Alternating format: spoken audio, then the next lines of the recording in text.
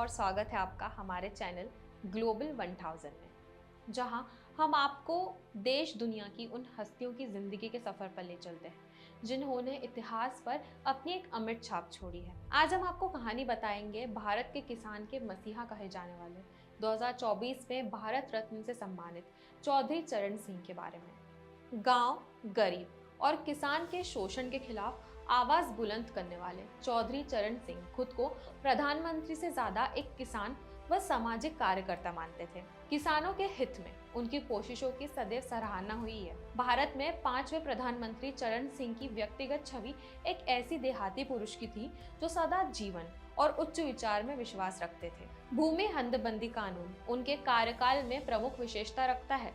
23 दिसंबर 1902 को उत्तर प्रदेश के मेरठ जिले में एक मध्यम वर्गीय किसान परिवार में जन्मे चौधरी चरण सिंह ने आगरा विश्वविद्यालय से कानून की पढ़ाई पूरी की और 1928 में गाजियाबाद में वकालत शुरू की। इसके साथ ही उन्होंने आजादी की लड़ाई में हिस्सा लेना शुरू कर दिया, जिसने उन्हें राजनीति की राह दिखाई। चौधरी चरण सिंह का राजनीतिक जीवन काफी लंबा और प्रभावशाली रहा।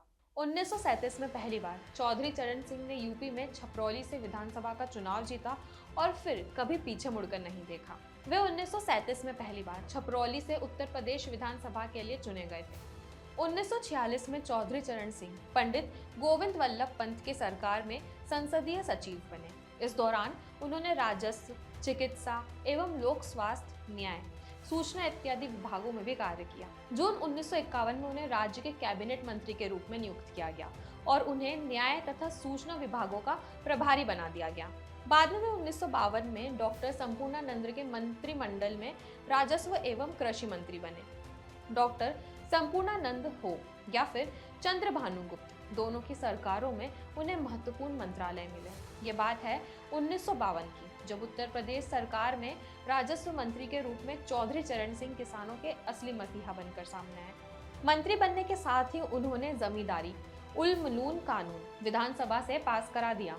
इस कानून के अस्तित्व में आने के बाद जमींदारों से ज्यादा जमीनें लेकर उन पर काम कराने वालों को असली किसानों को दे दी गई। अब जमींदारों के यहाँ मजदूरी करने वाले अन्नदाता अब अपनी जमीन के मालिक हो गए थे। इस साल उत्तर प्रदेश के 27,000 पटवारी जमींदारी उल मुलून कानून पास होने के बाद आंदोलन करने लगे। सरकार पर दबाव बनाने के लिए उन्होंने सामूहिक इस्तीफा दे दिया। उन्हें लगता था कि इससे सरकार पीछे हट जाएगी, पर हुआ असल में इसका उल्टा। चौधरी चरण सिंह ने सभी का इस्तीफा स्वीकार कर लिया।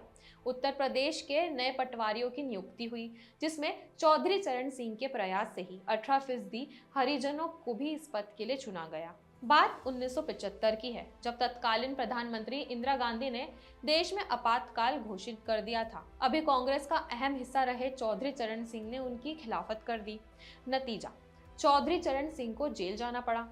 हालांकि आपातकाल के बाद देश में हुए आम चुनाव में इंदिरा गांधी को हार का मुंह देखना पड़ा और देश में पहली बार और गैर कांग्रेस दल ने सरकार बनाई। जनता पार्टी की अगुवाई से बनी सरकार के मुखिया थे मोरारजी देसाई, जिन्होंने किसानों के नेता चौधरी चरण सिंह को अपनी सरकार में उप प्रधानमंत्री और गृह मंत्री का पद सौंपा। यह और बात है कि प्रधानमंत्री मोरारजी देसाई ज्यादा दिनों तक अपने पद पर नहीं रह पाए और जनता पार्टी में कलह के कारण उनकी सरकार गिर गई।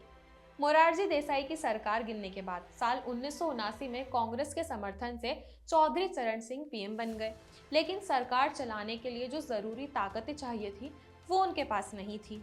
वे चाहते तो इंदिरा गांधी का समर्थन लेकर अपनी सरकार बचा सकते थे, पर उन्होंने ऐसा भी नहीं किया। कहा जाता है कि चौधरी चरण सिंह की इस जिद के पीछे एक खास वजह थी। वो ये थी कि इंदिरा जी चाहती थी कि आपातकाल को लेकर उनके और कांग्रेस नेताओं के खिलाफ जो केस दर्ज किए गए हैं उन्हें वापस ले लिया जाए।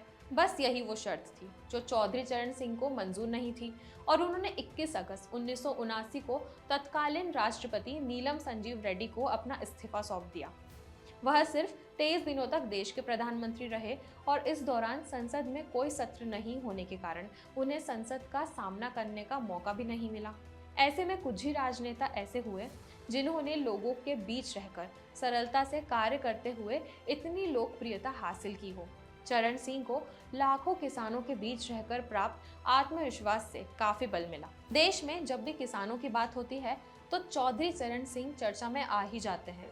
चौधरी चरण सिंह ने अत्यंत साधारण जीवन व्यतीत किया और अपने खाली समय में वे पढ़ने और लिखने पे काम करते थे। उन्होंने कई किताबें एवं सुचार पुस्तकें लिखी, जिसमें जमींदार उलमुलून, भारत की गरीबी और उसका समाधान, किसानों की भूसंपत्ति या किसानों के लिए भूमि। तो ये थी एक छोटी सी जानकारी चौधरी चरण सिंह के बारे में। और अगर आपको भी इनकी कहानी अच्छी लगी हो तो हमारे चैनल को सब्सक्राइब ज़रूर करें, और अगर ये वाला वीडियो पसंद आया हो तो इसे लाइक और शेयर करें। आपसे मिलते हैं अगले एपिसोड में, तब तक के लिए धन्यवाद।